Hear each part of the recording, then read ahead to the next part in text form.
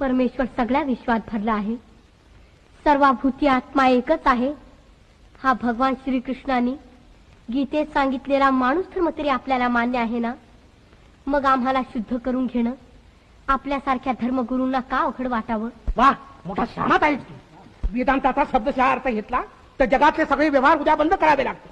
साप, विंचू, कुत्र, मांजर, गाढव, घोडं सगळ्यात एकच आत्मा आहे, म्हणून सगळीच माणसं आहेत असं म्हणते उद्या. म्हणून सर्वभूती आत्मा एक आहे. सर्वभूती आत्मा एक आहे. बघ बघ, बाहेर तो रेडा चाललाय. अंत रेड्याला इकडं. त्याचं नाव देखील ज्ञानात आहे. मग त्याचा आणि तुझा आत्मा एकच का? होय, एकच आत्मा सर्व रूपाने नटला आहे. त्याचा आणि माझा आत्मा एकच आहे. असं मग फोड बघू त्याला तुझ्यासारखी वाचा. आणा त्या रेड्याला इकडं. चला चला, फोड बघू त्याला वाचा. बघू याला वाचा. फोड.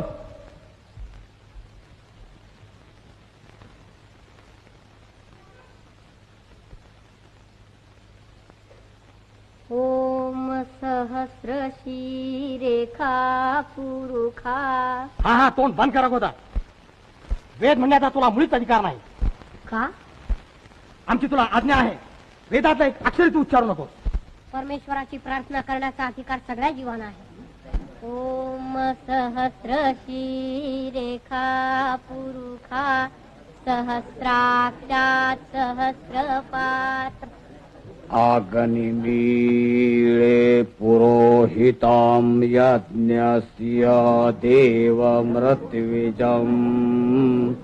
होतारं रत्नधातमम् अग्निः पूर्वेभिर्षिभिरीड्योतनैरुता सदेवाम् एह वक्षति अग्निनार इमश्नवत् कोशमेव दिवे दिवे यशसौ वीरवत्तमम्.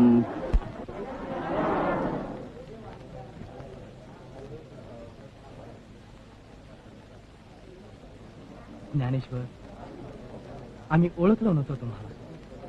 तुम्ही मुळात ब्रह्मवेत्ते खरे ब्राह्मण.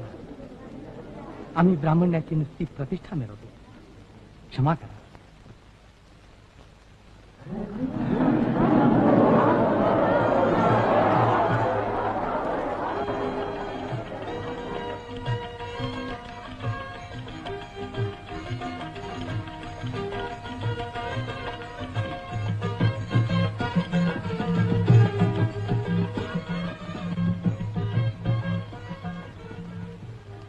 खरोखर